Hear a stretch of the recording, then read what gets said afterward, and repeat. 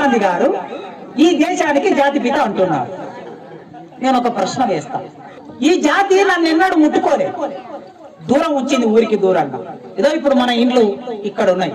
ఈ జాతి నన్ను బడిలోకి రానియలేదు. ఈ జాతి ఇప్పటికీ నన్ను గుడిలోకి రాణిస్తలేదు. ఈ జాతి నన్ను మనిషిగా గుర్తించలేదు. ఈ జాతి నాకు భూమి లేకుండా చేసింది, నాకు సంపద లేకుండా చేసింది, నాకు ఉద్యోగం లేకుండా చేసింది, నాకు రాజకీయాల్లో ప్రాతినిధ్యం లేకుండా చేసింది. అట్లాంటిది ఒక జాతి. ఆ జాతికి ఆయన పిత, ఆయన జాతి పిత.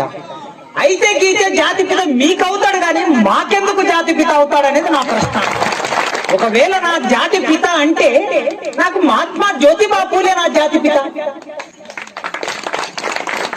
గాంధీని జాతిపిత అని ప్రచారం చేసుకున్నారు వేరే వాళ్ళు, కానీ మహాత్మా జ్యోతిరావు పూలే మహాత్మా అని ఆయనను ఆనాటి బ్రిటిష్ ప్రభుత్వం కీర్తించింది.